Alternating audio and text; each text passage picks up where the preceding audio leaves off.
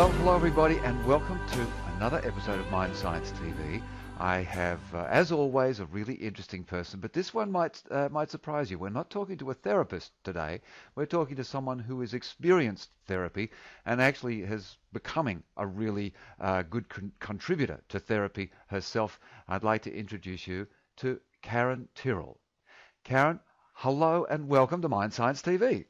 Thank you very much, Richard. Really wonderful to be here today.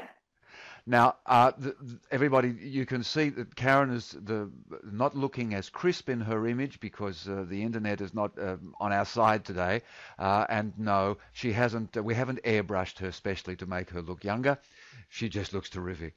So the essence of it is, Karen, I was drawn to your story. We actually connected just through these wonderful connection things. LinkedIn was where we first came across each other. I came across you. And you've had this extraordinary experience that's to do with bullying, a subject that is hugely important in therapy today. It's to do with institutionalization, loss of control.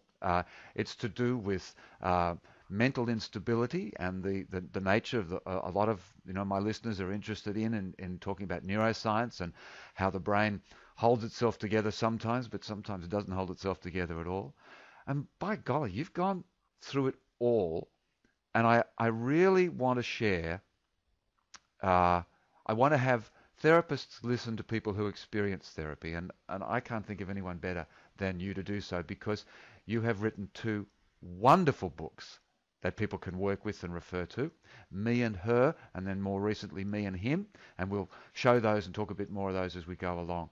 But I want everybody to look at those. I think there are therapists must have, So for now, I've chatted a bit and introduced you and said things, and the internet is doing its best to pixelate you as we go along.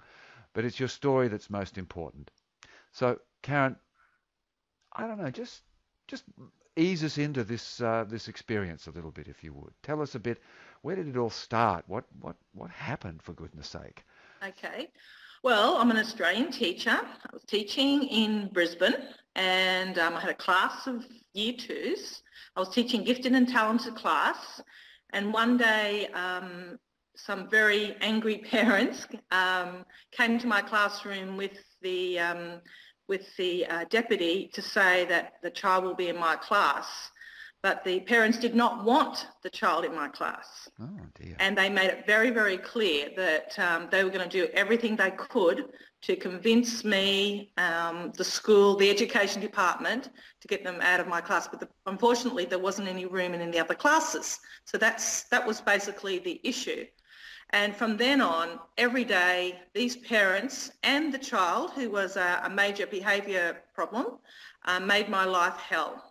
The parents gave me, taunted me outside my classroom. They followed me around in the playground. They wrote notes to me. They threatened to go to, I can't remember if it was either Current Affair or Today Tonight. It was one of those shows. And they just made my life hell. Absolutely hell. They used to storm into the classroom, yelling and screaming, complaining about my lessons, complaining about my teaching.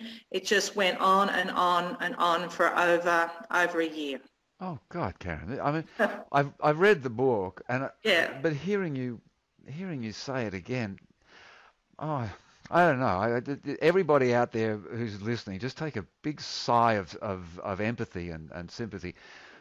Because what's really scary about this story is what actually is a haunting thing for therapists as well.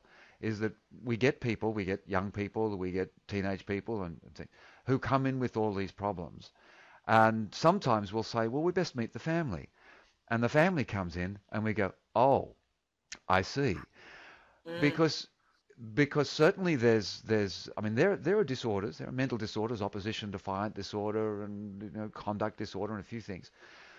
But this child is being encouraged to be defiant. Yes, definitely. Yeah, and you're the butt of it. You're the focal point of this negative energy. Unfortunately. Now this went on for over a year. Yes, Unbelievable. well over a year. But in amongst this, they did actually accuse you, make a formal accusation of you doing something that inappropriate. Was Hmm. What was that? Tell us about Well, that. they accused me of physically abusing their child, and I had to be, they had their lawyers involved. I had to be investigated by the Department of Education. Yeah. And it took a long time because it was a big investigation, not only involving me but other staff members. They had accused them as well. And this was drawn out for over a year. I was asked not to talk about it to the staff or to to the students, to the parents, and I had to keep it all contained. Psychotherapy 101. Do Mm. not isolate or contain your a person in their distress. Allow them to speak about psychotherapy 101. And of course, what they do is they completely went against that and isolated you, made you unable to speak to legally unable to speak to people. Oh, I was offered counselling, but at the time I refused it because I said I didn't need it because I did cope. That Yeah. year, would you believe, I was spot on with my teaching. A lot of the parents have come back and said they had no idea Yeah. that I was going through anything because I kept it very well hidden, and Right. I did cope extremely well for that first year. Yeah, and I think the counselling is useful, but actually what we need more in our lives, a counsellor is helpful. I mean, counsellors actually shouldn't exist. What we should have is peers and friends and the ability I always remember the wonderful line from Paul Hogan, Crocodile Dundee, when he was asked by the American girl, do you have a shrink? Do you have a psychologist? He said, no, we just tell Wally and he tells everybody else and then everybody knows and everything's okay. And it was a funny line, but it was true. So even though you could be shuffled off to professional, your peers, the people you work with every day, had no idea of the stresses you were suffering I at think all. they had inklings of what was going on, Yeah, but not but from you. they No. didn't know the pressure I was under. No. Mm, mm. Now this went on for a while. I mean, you've got Mhm. a year of this, and then longer with this investigation. There are a number of therapists out there that would be well aware that this thing of accusing a teacher of inappropriate behaviour of some sort is actually a mechanism that a number of parents use. This is quite common. You can accuse them of something quite light, and they go under investigation, and it's a very, very heavy thing for a teacher. Mm. And the Extremely well. parents, Yeah. yeah, they do this. Some don't realise, but others do it deliberately because it's the way to get them. Mm. Now this went on, but then uh, suddenly this kid disappears. The kid Hmm. gone. That's right. The family just gone. How did that? How was that impacted on you? Well, when they left, we all celebrated, myself, the staff, teachers, and that was Champagne for the all. best thing that ever happened at the school. Yeah. And they did, I can't remember exactly how long they were gone, but I think it was more than 6 months. Yes, they came back. Mm. This is the thing. So 6 months where, phew, that's all right. Yes, yes. And in that 6 months, do you think you were able to then emotionally and mentally calm down and return to a better state to your old self? Throughout the year that they were, bullying me, harassing me, all that, I coped well. The 6 months, life went on as normal, nothing different. Everything changed the day they returned back to school. That's when my life deteriorated very quickly. Yeah. So from a therapeutic point of view, what that would tell the therapist is that you coped well in the first time, but it was coping by holding down and holding together and keeping in sort of one piece. What uh, You hear me? Yeah, we've had a little bit of a break, but I think it's okay. Uh, Okay, that's good. we seem to be back on normal. It's telling us all kinds of things that we should do, but I think we'll just ignore them and hopefully that'll Okay, go away. that's good. But the yes, because of the slow video. But this essence of what happened was you had all that experience and you'd held it well, Mhm. But when they returned, it was like the floodgates opened. Yes, So exactly. you actually needed the time for the counselling and the time for the process was in that time when they were away. Mm. But I didn't have people any very often, counselling. I yeah, was a person that was really into natural therapies at the time. yeah, I didn't seek doctors. I didn't go. I wasn't a person that went on antibiotics. I didn't even at that time. I didn't even take Panadol. I was very much into, I suppose, yoga and natural things and exercise, and everything seemed to be okay. But then the day that they arrived back at my school, that night I started experiencing screaming night terrors, and that's the only way to describe it. I was right. I was waking up at night screaming, not remembering what I dreamt about, and like with night sweats and yeah, pretty horrific stuff, and disturbing my whole house. And but all those things you were doing uh, is exactly the sort of stuff that a good therapist would recommend. Exercise, maintaining your diet, something Mhm. relaxing like yoga or meditation, Yep. um, taking positive. This is I, I this is was it. I wasn't meditating at that time. I hadn't discovered meditation at that Right. stage, Mm. but I was doing lots of other healthy things. Yeah. I mean, But all terrific. I mean, yoga in itself is actually a meditation. It's mm, a mm, meditation is really just. I mean, I know we get sort of the heavy, cross your legs and hum for hours, but mm, meditation in mindfulness is really just a pause and a focusing of positive attention. And you were doing so. Those were great things.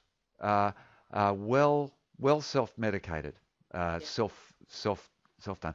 But when a mm, trauma returns and mm, the trauma is clear, mm. exactly. You're a prime example, classic case. The trauma returns, and immediately you're back at almost where you were before, and almost worse. I was Uh, much worse. yeah, Yeah, I was sleeping okay in that 18 months. yeah, But as soon as the child came back, I wasn't. I got to the stage that I was too scared to go to sleep at night yeah. because I was terrified of having more night terrors. So I would stay awake as long as possible at night and read books. So I Yeah. was awake all night, and because of that, I, you know what sleep deprivation does, don't you? It's again, it's thing number one. The first question that every therapist should ask is, "How are you sleeping?" Absolutely. The essence. Now, interestingly enough, and this is just sort of a side issue, did you notice with this sleep, was there a lot of muscle pain? Did you find sort of aching joints, or did you find a sort of a discomfort in the body as well? Yes, I was what do you call grinding my jaws and my teeth at Yeah, night, and when I wake up, my whole jaw, aching. yeah, And I didn't sort of at that time connect it with the night terrors. I suppose knew I was under, I was under stress and under pressure, but yeah, and mm. things just got. And I didn't speak at the time. My husband, I had another pressure too. My husband was severely ill with a autoimmune disease, Oh so I had dear. that extra stress on top of it as well. Yes, it's a lot to manage, and we hold things, and what you do is you don't want to burden. Yes, I You didn't want want to burden him. I didn't want to burden my family, my friends. So I didn't tell anybody about it. I didn't go to the doctors. I didn't go, seek any professional help at all. Mm. And actually, I do a lot of work in suicide prevention, and we're just launching some new programs soon. But feeling a lack of connection, worried about being a burden, and having discomfort about being alive, you would actually have been, you would have ticked the boxes for being at suicidal risk. Uh, I'm not sure if I was suicidal. I'm I'm not not sure. necessarily you would have gone that Maybe. way, but yeah, but at risk, Maybe. you would have been in that risk category. Yeah, I was definitely at risk of, yeah. And so what also a lot of therapists don't realize is that suicide is not a suicidal sort of stuff is not a single thing. It's an idea that comes to you when there's a whole bunch of other things falling apart. So and suicide is not very often the thing that's chosen. Mostly it's exactly what happened to you. Is the brain says, I'm out of here. I'm just I'm going to go elsewhere because is this is not bearable. And I wonder if you could tell us a little bit about when your brain decided it would go off, and maybe now's a little bit of an opportune time to bring in that idea of the book, which has got this fascinating title, Me and Her. And Okay. I started reading the book saying, oh, this is a book about me and my therapist, but of course it's not. No, Her it was is. it was my two sides. My book was called Me and Her, A Memoir of Madness. Do you want me to show it now, quickly? Pop a cover up there. It's probably not going to film, and I'll superimpose one myself. But All right. Okay. look, there we are, Me and Her. Fantastic. Okay, thank you. And I'll superimpose a nice clear shot over that. But great, Okay. great, but it's a great book. I mean, you know that, but it's a great book. Please tell us Uh, some more. yeah. Okay, Me and Her is my two sides. I mean, my book had many titles before that, but that was the title that I finished up with. Me is the normal me. It's me, wife, mother, teacher, writer, and her is the manic side, the psychic side, because at the time, especially going in when I was manic, before I became severely psychotic, I was, her was a healer to the living, because I used to go around trying to heal people in hospital and lay hands on people, and also was trying to connect with my dead grandmothers. So her was I call it telepathic to the dead, because I was asking for messages from my dead grandmothers of what I should do. Yeah. And This and then I became very psychotic. Yeah.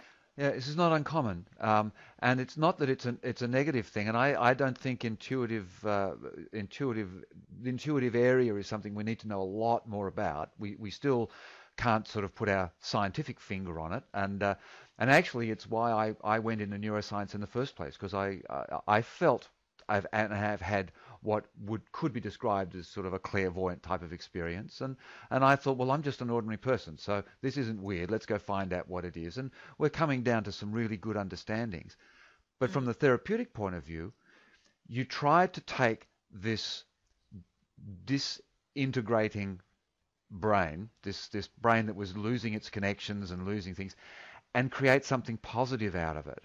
And so broadly, one could describe that as a really positive act of holding oneself together. So good on you in some respects. Although I think it might have freaked you out a bit, but certainly probably freaked a few people around you out.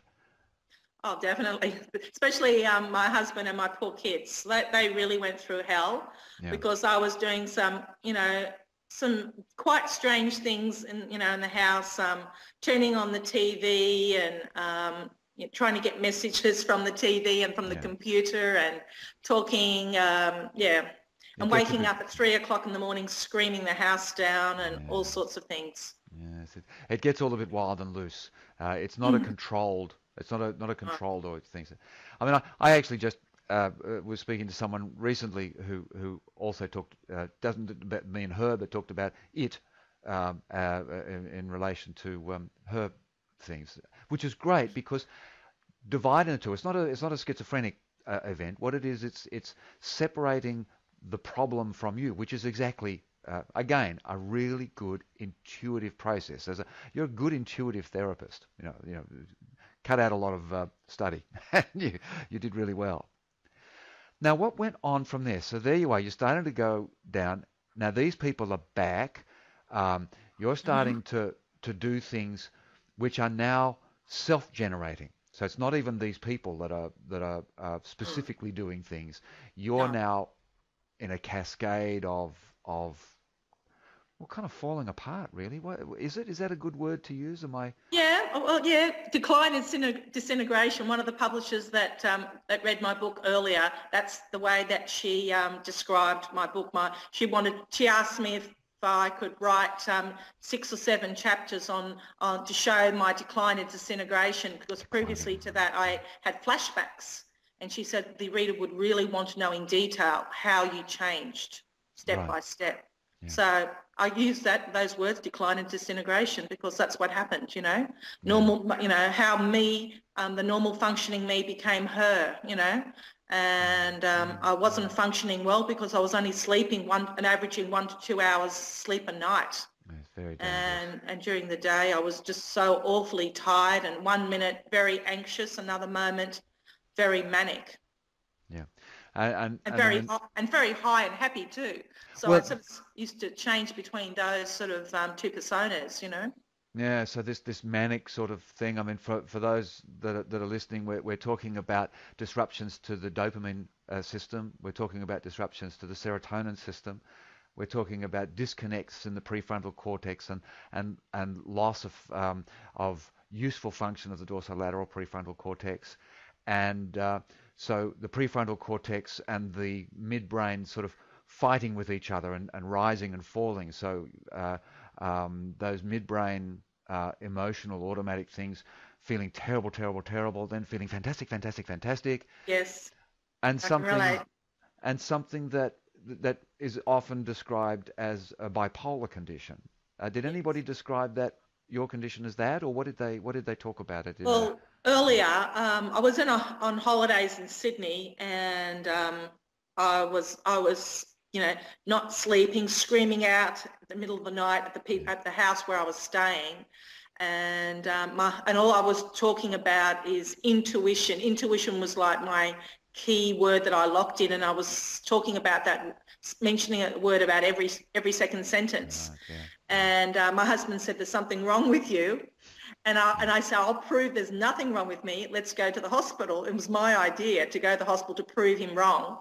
And of course, when they got there, they diagnosed me with the early stages of bipolar, which is oh, called hypomania. hypomania, Hypomania. hypomania, yeah, Hypomania. Yeah, that's yeah, what my first diagnosis. They didn't actually mention the word bipolar. They just told me I was severely sleep deprived, and they gave me some medication to help me sleep.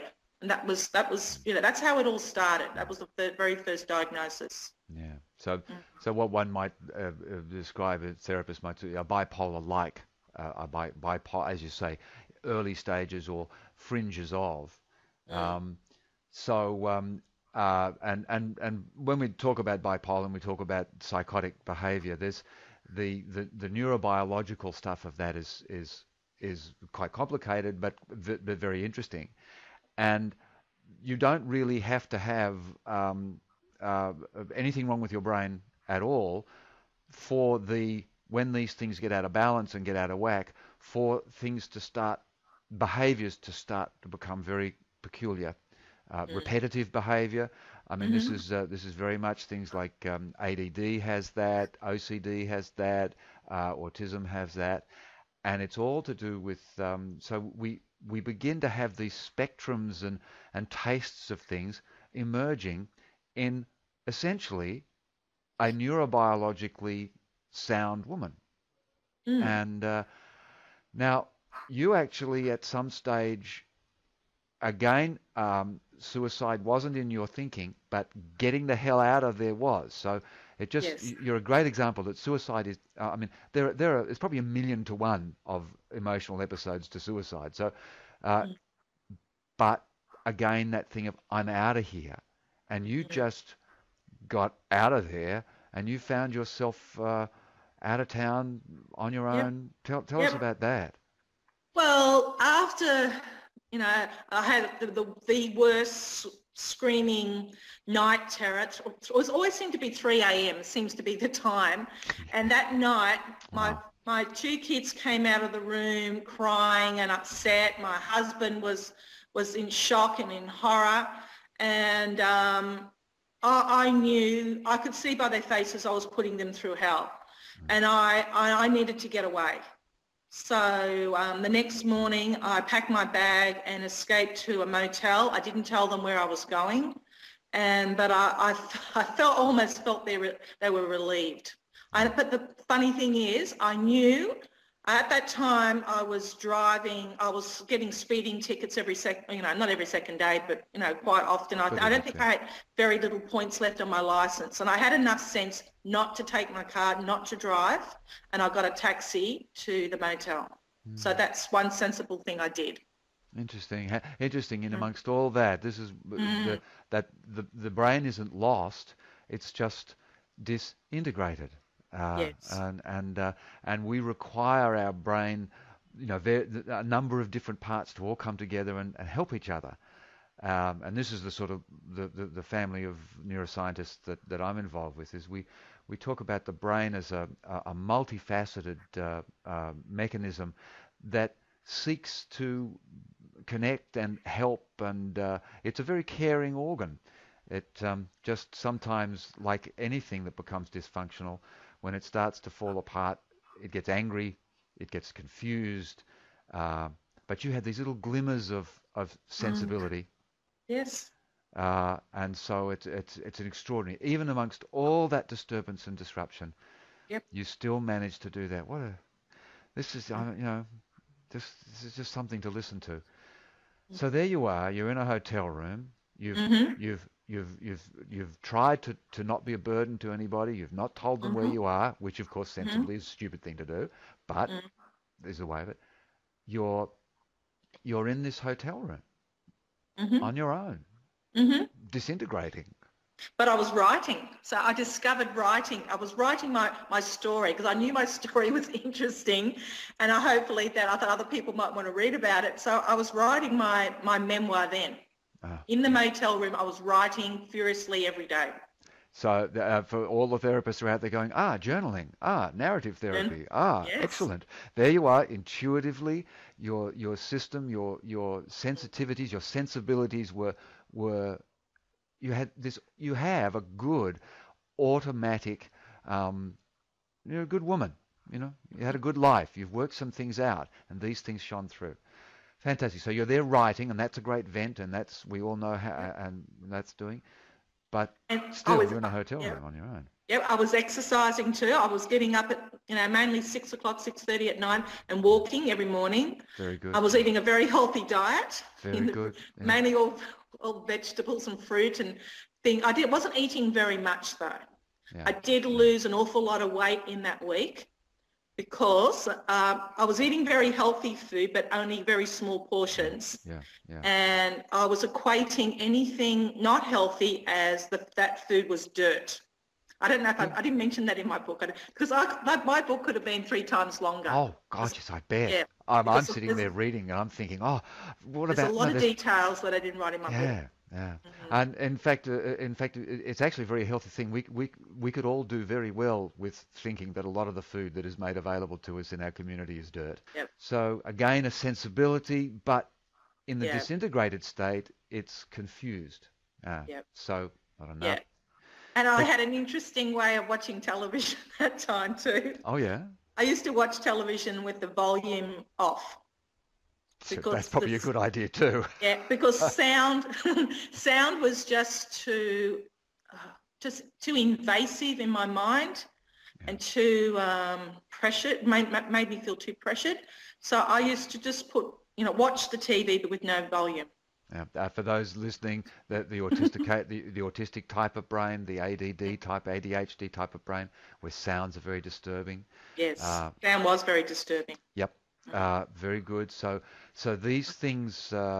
What's interesting, again, just highlighting for the listeners that when a brain goes into these, what I call a brainscape, a biochemical milieu, these conditions could be permanent. They could be permanent states or passing states. And for you, it's this passing state. And suddenly you're behaving like an autistic person. You're behaving like a bipolar person. You're behaving like... but what it's telling us is something else. And I'm not sure whether anyone got to that. So I'd like to move on. You're in the hotel room. You're managing. Yep. But then, obviously... someone must be looking for you. I mean, you've disappeared. Good. So just tell us how you came out of. How did you get out of the hotel room? What happened? Okay. Well, I was in the shower, just having a relaxing shower after my morning walk, feeling very calm.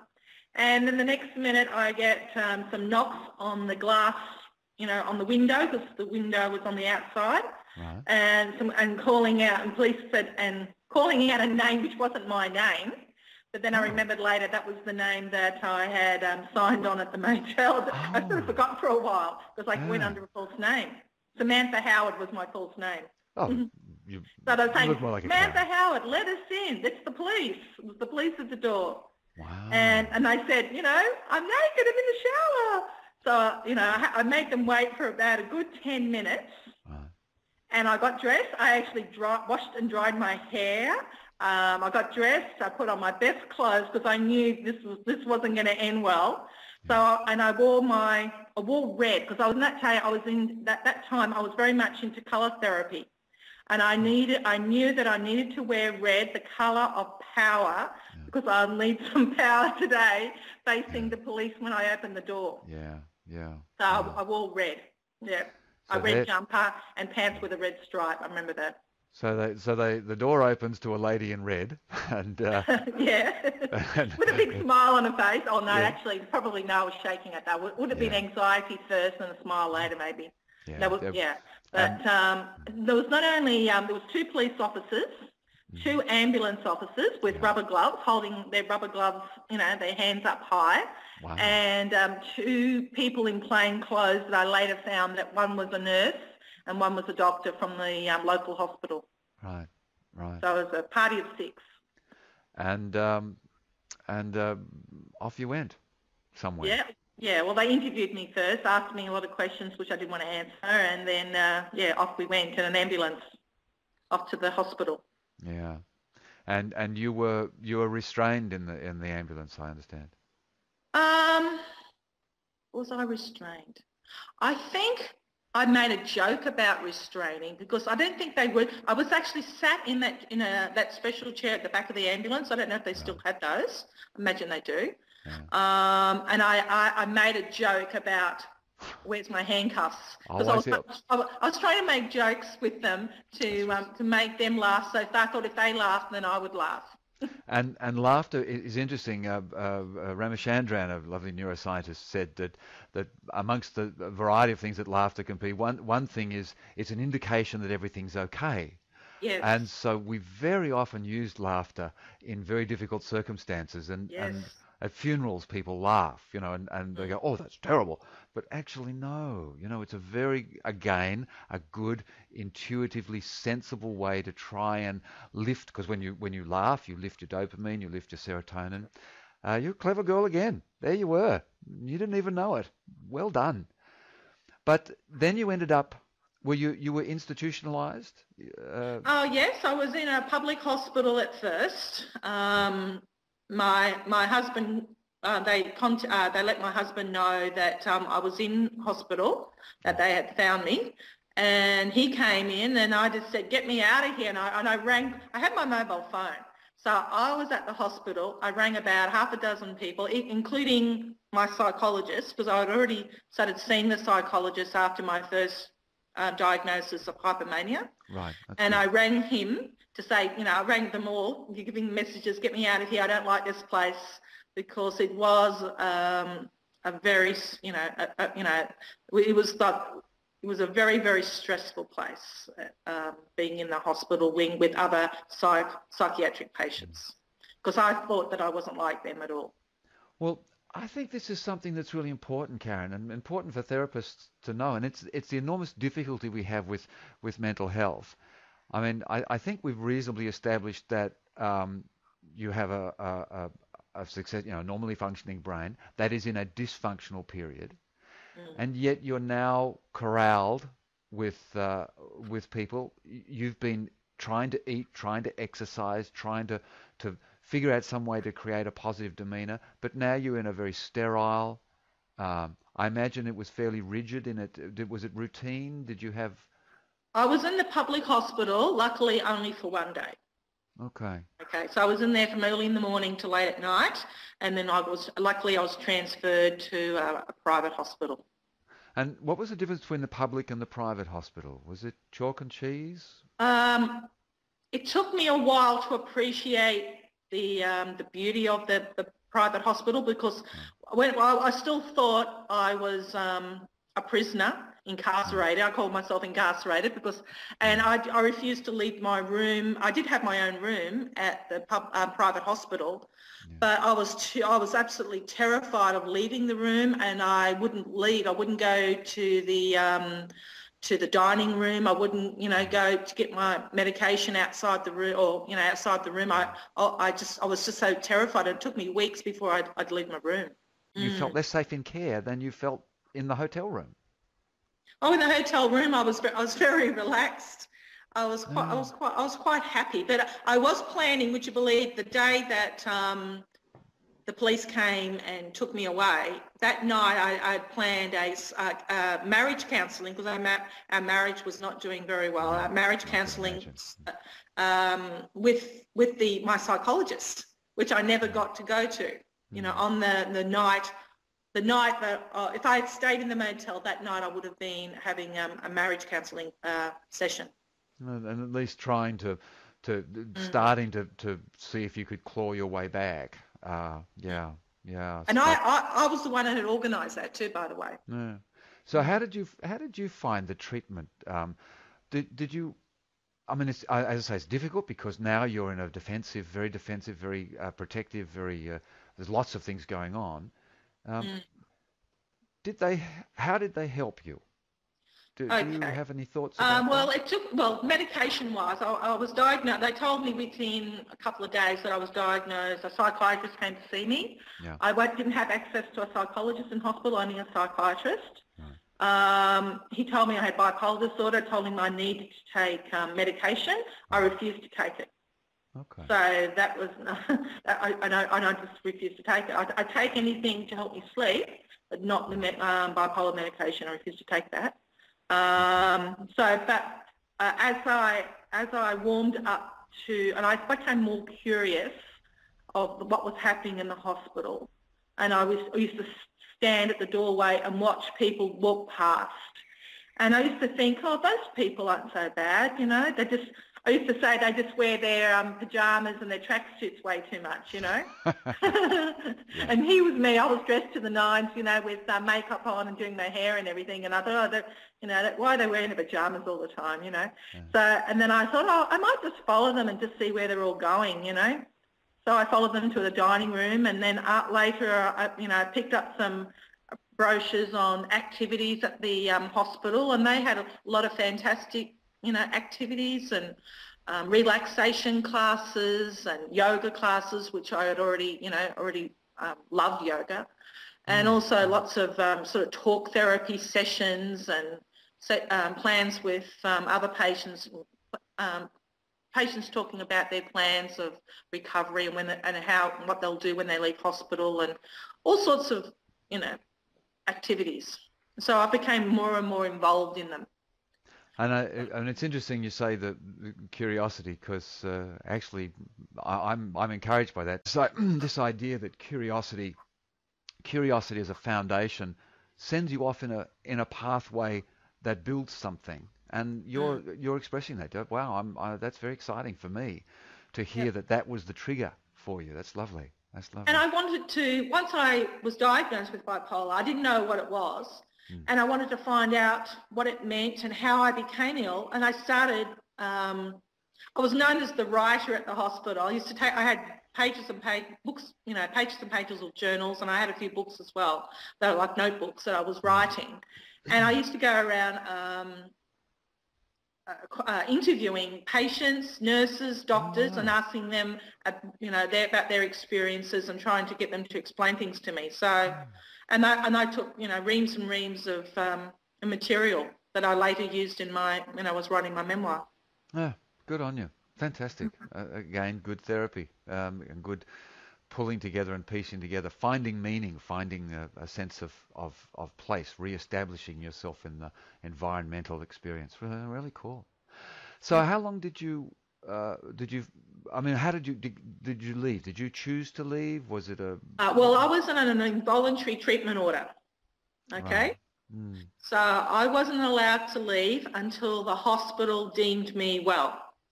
Okay. Actually, I actually filled in some paperwork myself, and I asked for my involuntary treatment order to be revoked.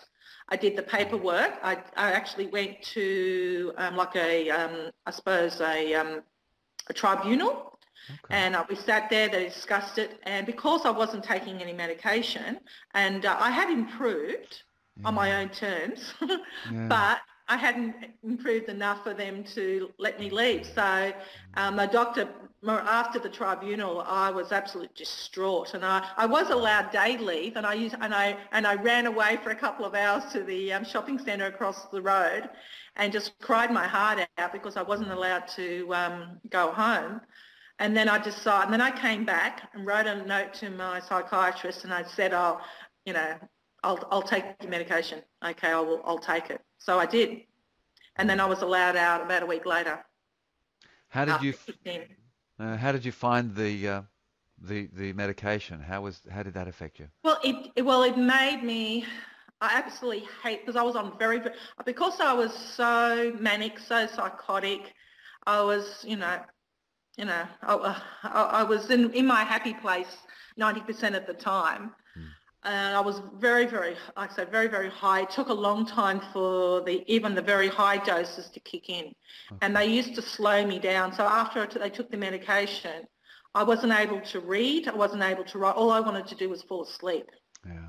And it really knocked me about, and I couldn't write, and that was the thing. I said, if I can't write, I'll go crazy if I can't write, and so I had to make a lot of pleas, especially I got out of hospital a week later, and as Yes. soon as I got home, I made plans to get off medication straight away Mm. because I'm out of hospital now. Yeah. But there was a lot of pressure on me to keep taking medication, and I did. Mm. And you worked through it, but yes, they had to sort of. It's so difficult to figure out. I mean, these doses. Yeah, Um, I mean, because there's various things. I mean, lithium is one of the things, and there's a bunch of things. They probably had some psychotic medication in there as well. So all these things that really end up dulling your brain, is particularly the prefrontal cortex, because the part of you that's going manic is actually in the basal ganglia, and that's got one set of dopamine and serotonin systems, and then the prefrontal cortex, which allows you to think and regulate your life, doesn't respond well to the same type of treatment. It's very complicated. So these side effects. Um, but we do know that there are some people who have devastating side effects, but they are quite comfortable because it's better than the psychosis. But yours, the side effects were better than staying in hospital. So Yeah, I needed to get out. So yeah, I wanted to return back to my home and my family and my children, my husband, and I wanted to go back to teaching. yeah. I really thought I was getting quite guilty, feeling I'd, let everybody down. I Mm. wanted to get back to teaching as fast as I could. Now, did you get back to teaching or what? Yes, I was back in teaching on what you call a graduated teaching program. Return to teaching. I think first week I was taught 1 day a week. Second week, 2 days, sort of Mm. till I returned fully. And things went very, very well. I went back to teaching. I coped. I didn't have any coping skills at that stage, Right. other than I suppose I was learning things bit by bit from my psychologist. Mm. A lot of talk therapy, which really alleviated a lot of my angst and my guilt. Yeah. My guilt for letting my family down, letting my school down. Yeah, this is the sort of something like the CBT training, the cognitive behavioral therapy, to get your ideas back into an Mm. integrating sort of sensible way. But then you also had quite a lot of trauma that would have been worked on. So well done there. But now you're doing this stuff and you're learning about coping, you're learning stuff, you're learning about experience. You're starting to say, I know some things that work, or they certainly work for me. And out come these books. Mm-hmm. Um, Me and Her first, and now Me and Her, that's Me and Her, that's been out how long now? Not a long Um, time, but May last year, May yeah, 2012. yeah. So just 12 months, and uh, it's great. You've got it seems you've, and we'll put a link on there because it's up in Amazon, and you can actually read the first 15, 20 pages, which is really heart wrenching, I tell you. So they can have a look at that, and people can get a sense of what they're looking at it. I mean, I think from a therapist point of view, this is a really good book to give to clients who are going through these struggles, mainly because it shows that you can work through things and come out the other end in one piece. It's quite extraordinary. You can disintegrate, but you can reintegrate, which Exactly. you've done this. I mean, you're a great example. And I know not everybody. I know some people that when we trigger off some of these mental states, these manias and sometimes these schizophrenias, that there actually isn't, you can't get right back to where you were. You actually do have problems. But you're a great example of a brain that goes okay, that just got a spoon stuck in it and wiggled around, but then it put itself back together. And you've got quite a few things in the book about what people can do, haven't you? It's not just your story. It's actually got That's a right. lot of positive things as well. Yeah. Yeah, me and her is like sort of going into my illness and then actually out through the other side. So Yeah. it's sort of, and the steps that I took to rehabilitate myself. Yeah. And I shared things that worked and that maybe didn't work as well, and I just kept trying, and just sort of working through and, getting myself as strong as possible. Mm. See, I think the steps themselves can be very useful for people, but the real inspiring thing of it is exactly what you said there. I tried this to see if it worked. If it helped, I kept it going. If not, I tried that. I tried the other thing. And one of the things that we face as therapists a lot of the time is that the poor client sits there and says, I don't know what to do. They kind of give up. And your book is just a great example that if you work at things, just take your time and apply things, there's a benefit if you try. Exactly. I was very, very determined to go back to teaching, to go back, to get my life back online and to keep well. And I didn't give up. Even though the following year I did actually have a worse episode than the first one, if that's possible. But it was, I became more, because at that time I wasn't on medication because I was advised maybe I didn't need to be on medication anymore because I had recovered so well. And there were, a worse incident happened at school. Or I had a child that was even more difficult than the first one, and that triggered another episode. Yeah, and this is a thing that is so difficult. We bring people into our rooms, we help them, they help themselves, we cooperatively help. But then it's almost like we send people back out into the war zone because there's still a whole bunch of difficult and unpleasant stuff out there, and it's That's the right. resilience and the coping. They're the ones. Yes. Well, for the first year, I didn't really read any books on mental illness or bipolar disorder. I refused to read them because I didn't really accept my diagnosis. And the second year, after I came out of hospital the second time, I said, okay, I accept my diagnosis now, and I was willing to read and research and find out how to keep myself well and how to keep myself out of hospital. I did not want to go to hospital again, and I haven't been. And the last time I was in hospital was 2006. I have not been. Yeah. I have not had an episode since then, so I'm very, very proud of that. Yeah. Have you decided to keep on with medication, or are you off medication? I am on a very low dose. Yeah, just a maintenance sort of thing. Yeah. Sort of a maintenance one. I think in some ways I don't really need the medication, but I don't have any major side effects with it, so it's not hurting me. The only thing I need to do is to drink water because I'm taking lithium. Right. Yeah. So I just need to drink lots and lots and lots of water. Yeah. Well, I mean, one of the heads of psychiatry of one of the major English hospitals is extremely bipolar and takes buckets loads of lithium. She's brilliant and wonderful. And I mean, Stephen Fry is a great popular example of someone who has a brain that moves in this way, yet is still able to use their brain. And here I am sitting with a lovely Australian, someone from my country, so I'm not up at 4 o'clock in the morning, which is very good, who is showing it with this book. Now, we're kind of getting towards the end of time, but we've covered a lot of lovely ground, but we've just got a few more things, because there's the second book. Now, I haven't actually I haven't read the second book. Well, I think the second one, I'll show it to you now. Yeah, a little bit of that, and I'll superimpose the cover. Yep. Me and him. Yes, okay. In him is my husband, my carer. Is Okay, that what so it it's is? his story. It's half memoir about, it's his story. Well, I suppose it's me writing about him and how he coped or didn't cope with my bipolar disorder. Right. And the memoir starts at my psychiatrist's office when he discloses that he's been keeping secrets from me and my psychiatrist, and he wanted to tell us a few things today. That's how my book starts. Oh, fabulous. Oh, that's great. I look forward to looking at that.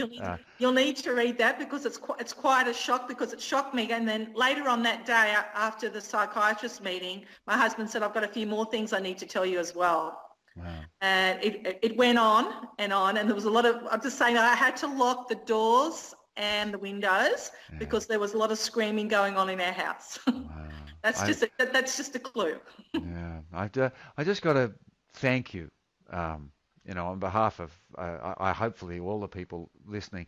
Just thank you for putting this down, because here we have, I think, the ideal sort of stuff that therapists and neuropsychotherapists and we've added a bit of technicality in this talk, but there you are, not only talking about you and her and this thing, but sharing with us this whole family experience. So it's vital information for us as therapists. It's vital information for people out there going through this themselves, and it's vital information for the policymakers. There are people who are going through these experiences. That's right. Not statistics. Exactly. And I think a lot of people need to know the other side from the carer's point of view and what they go through looking after someone with, because I was severely mentally ill, and I'll admit that, not only had bipolar disorder, but, my psychologist also diagnosed me with post-traumatic stress disorder as well. Yeah. You were off the twig. Absolutely.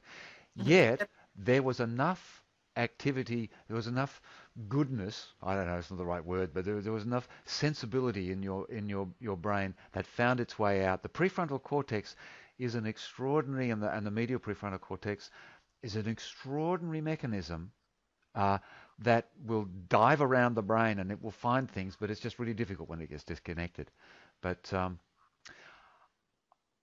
I think at this point we're probably, we're nearly an hour, which is just, it's whizzed by.